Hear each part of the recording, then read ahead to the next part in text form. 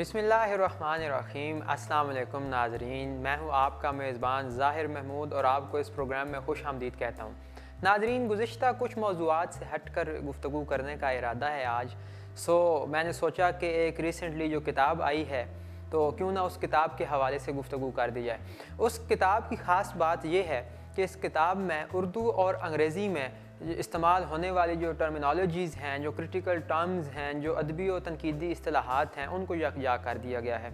तो यूँ इस वक्त के जो तलबा जो लिटरेचर के साथ मुंसलिक हैं, जो लिटरेचर के जो हैं वो स्टूडेंट हैं, उनके लिए आसानी हो गई है कि दोनों ज़बानों में इस्तेमाल होने वाली मुश्तरका इस्तिलाहात को समझ सकते हैं और उनकी तारीख़ के बारे में जान सकते हैं। नाज़रीन, हमारी इस किताब के जो मुसन्निफ़ हैं वो हैं प्रोफेसर शाहिद सत्तार पारस, लिहाजा हमने उन्हें दावत दी आज इस प्रोग्राम में, वो हमारे साथ मौजूद हैं। सर, आपका बहुत शुक्रिया कि आप तशरीफ़ लाए।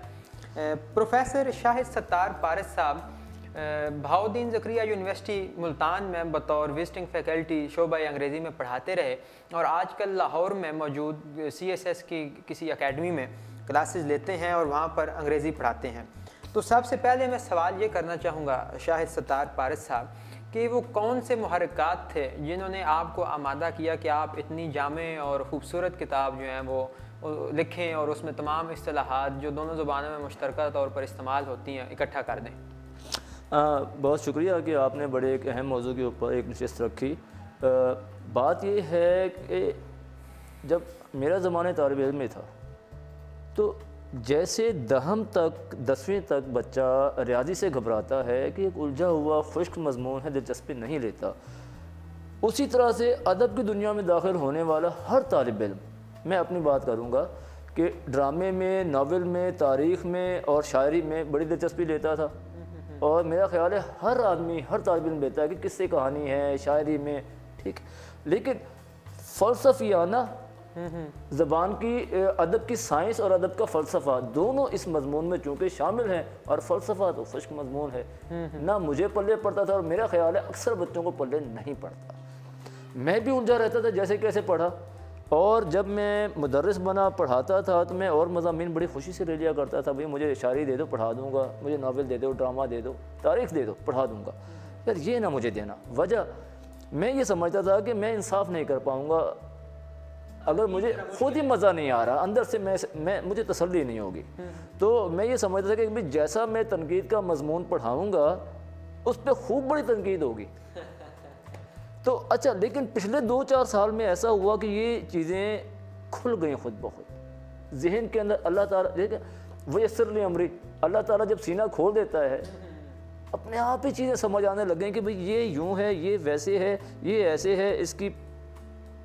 अब जब खुल गई तो फिर मैंने ये सोचा कि जो मुश्किलात मुझे पेश आई हैं आइंदा के तालिब इल्म को तो ना पेश आए, जो कुछ मुझे समझ आ गया वो तो पेश कर दूँ।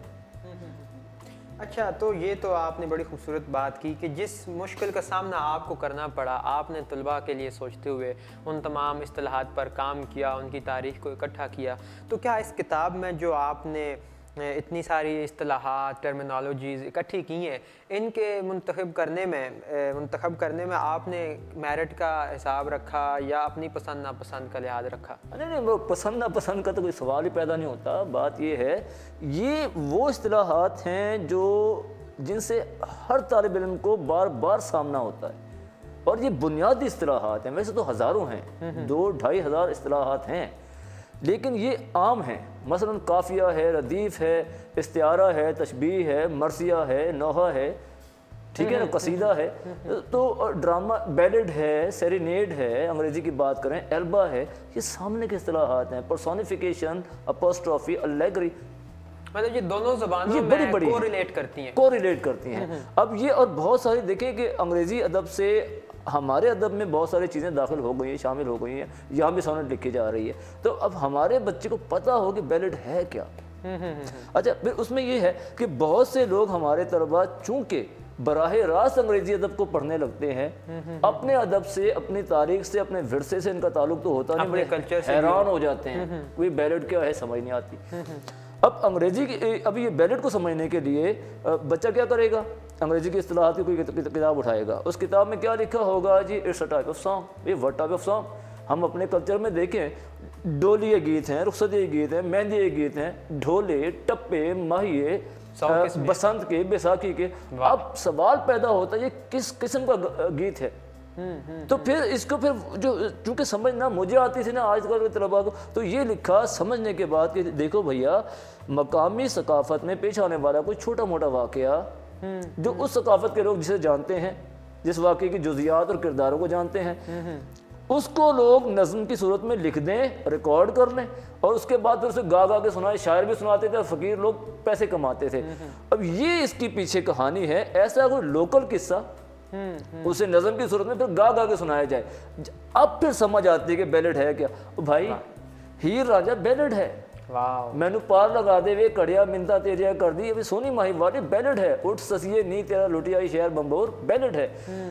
بھگت سنگھ پہ, سلطانہ ڈاکو پہ, اور دلہ بھٹی پہ, اسی طرح سے وہاں پہ رابن ہوڈ پہ, اور وہ ٹرائی ٹرائی اگین والا جو تھا رابرٹ بروس, یہ کریکٹرز ہیں اسکاٹ لینڈ والا. تو ان کے اوپر جو نظمیں کہیں گے انہیں بیلٹ کہیں گے. اب ہمارا جو انگریزی کا طالب علم ہے اسے سمجھ آ جائے گی کہ میں جو انگریزی میں بیلٹ پڑھ رہا ہوں یہ ہے, اچھا اس کا ہمارے کلچر سے بھی کوئی تعلق ہے, کوئی نئی چیز نہیں. یہ آپ نے بات بڑی اچھی کی نا. تو ابھی کچھ دن پہلے 30 سپٹمبر کو انٹرنیشنل ٹرانسلیشن ڈے تھا, تو سوندھی ٹرانسلیشن سوسائٹی نے بھی ایک سیمینار کا انعقاد کیا.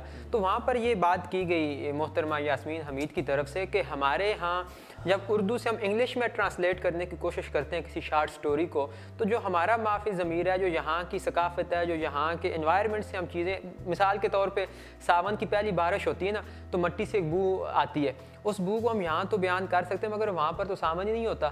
تو ہمیں ایسی ٹرمینالوجی ہم ان کو ٹرانسلیٹ ہی نہیں کر سکتے. تو میں دیکھ رہا ہوں جس طرح یہاں پر آپ نے سولیلوکی کو کلام پریشاں اور پرسونیفیکیشن کو تبشیر مجہول اور اس طرح کو آپ نے ٹرانسلیٹ کر دیا, تو اس سے بڑی آسانی ہو گئی ہے کہ ہم جو مترجم ترجمہ کرنا چاہے گا اردو سے انگلش میں یا انگلش سے اردو میں, تو وہ دونوں ثقافتوں کو جو ہے وہ کو ریلیٹ کر کے اس کو آسانی رہے گی کہ وہ معافی ضمیر کو ایک زبان سے دوسری زبان میں کامیابی کے ساتھ ٹرانسلیٹ کر سکے. بالکل ہے ایسا, بالکل. اصل میں وحدت اللسان, تمام زبانوں کی بنیاد ایک ہے, تمام زبانیں ایک جیسی ہیں. یہ کس کا نظریہ ہے؟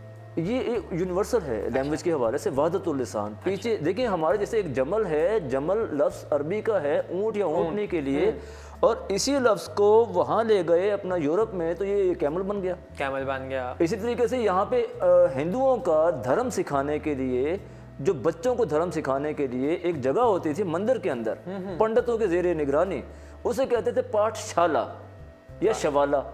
یہی لفظ جب یورپ گیا تو جرمنی کے اندر تو بن گیا شولے, اور جب یہ انگلینڈ گیا تو انگلستان والوں انگریزوں نے اس کو اسکول بنا دیا. وہ واقعی ٹریول کر کے سفر کر کے واپس ہمارے پاس آ گیا, اسکول بن گیا. ٹھیک ہے نا. تو زبانیں ایک جیسی ہیں. اب دیکھیں نا کندی, شکر کندی, تو کند کہتے ہیں میٹھی چیز کو, میٹھی چیز کو. تو اسے اور دیکھیں, اور وہ نیشکر کہتے ہیں عربی میں گنے کو, اور اسی سے شکر نکلا ہے. ٹھیک ہے نا, گنے کی پروڈکٹ ہے. اور اسی طرح سے کندی میٹھی چیز, تو کندی سے کینڈی نکلا ہے اور شکر سے شوگر نکلا ہے. ٹھیک, یہ کوریلیٹ ریلیشن بنتے ہیں. تو تمام زبانیں ایک جیسی ملتی جلتی ہیں. اب جیسے وہاں پہ اگر وہ خر ہے فارسی میں گدھے کو کہتے ہیں, ہندی میں کھر کہتے ہیں, تو مطلب یہ الفاظ ملتے جلتے ہیں, ٹریول کرتے ہیں. تو آپ نے اس حوالے سے جو اتنا سارا نالج اکٹھا کیا, ان کی تاریخ بیان کی, ان اصطلاحات کو کو ریلیٹ کیسے کیا جاتا ہے, تو کیا آپ نے کچھ نئی اصطلاحات بھی متعارف کروائیں؟ ہاں بالکل, بہت ساری اصطلاحات ایسی تھیں کہ جو انگریزی یا مغربی ادب کی اصطلاحات ہیں موجود ہیں لیکن مناسب معلوم نہیں ہوئی. مثلا پرسونیفیکیشن کے لیے بھی جناب انہوں نے ایک لفظ ہماری کتابوں میں ملتا ہے, تجسیم. تو تجسیم کیا ہے؟ امبوڈیمنٹ. باڈی تو بھائی اس کی بھی ہے, باڈی تو ٹیلی ویژن کی بھی ہے, چھت کی بھی ہے, پنکھے کی بھی ہے, جسم تو جاندار کا بھی بے جان کا بھی ہے. تو پرسن کہتے ہیں انسان کو.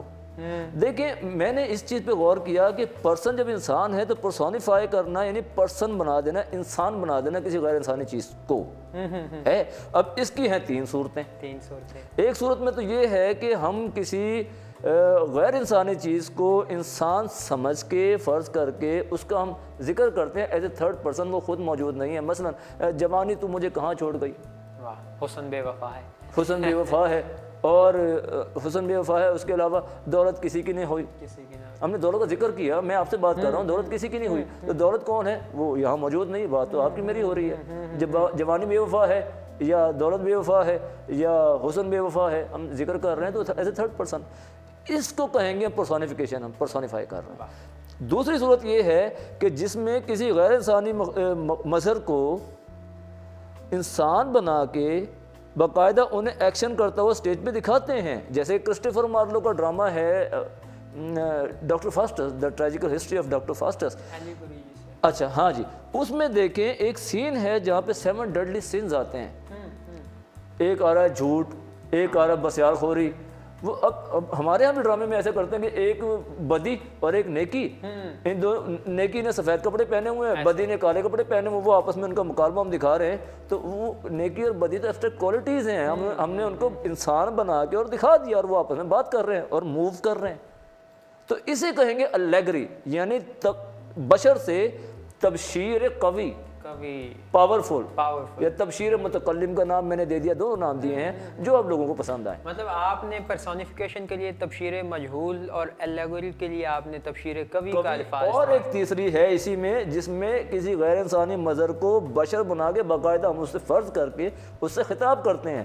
مثلا موت تو مجھے نہیں ڈرا سکتی, اچھا موت تو میرا کچھ نہیں بگاڑ سکتی. اب ایک بہادر سپہ سالار ہم وہ نظم میں دکھا رہے ہیں, کوئی ایک سورما ہے اور دشمن کے سامنے, اور اس کے سامنے موت نظر آ رہی ہے, ہزاروں بندے اور وہ کہہ رہا ہے, اور وہ جا کے جو ایسا خطاب ایک شاعر بڑا ہی خوبصورت جو ہے نا اس کی دلیری دکھانے کے لیے, ریٹرک ریٹوریکل ہے نا, تو وہ ریٹوریکل جب بات کرے گا موت تو مجھے نہیں ڈرا سکتی, وہ ایسا مکالمہ کر کے اور اس نے حملہ کر دیا, اپوسٹرافی کی ٹھیک ہے, بات کر رہے ہیں. اس کو ہم اپوسٹرافی کہیں گے. کیوں؟ کسی ایبسٹریکٹ کوالٹی کو انسان فرض کر کے اور آپ یو آر ایڈریسنگ. تو اس کا آپ نے کیا ترجمہ کیا؟ اس کا تخطیب, کیوں خطاب کیا جا رہا ہے. واہ واہ کیا بات ہے جی, آپ نے تو بڑا ایک زبردست جو ہے وہ کارنامہ سر انجام دیا, اور بلا شبہ آپ اس پر مبارکباد کے مستحق ہیں.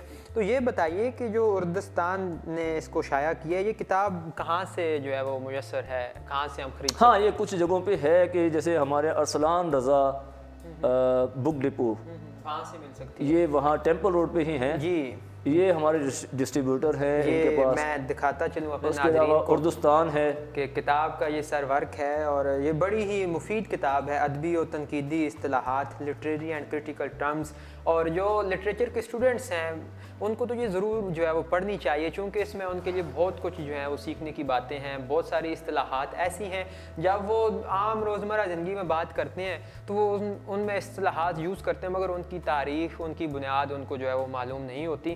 تو ناظرین آپ نے دیکھا کہ پروفیسر شاہد ستار پارس نے کتنا خوبصورت کارنامہ سر انجام دیا ہے, اور بلا شبہ یہ ادب کی خدمت ہے جس پر یہ مبارکباد کے مستحق ہیں. انشاءاللہ ملتے ہیں کسی اور پروگرام میں, تب تک کے لیے خدا حافظ.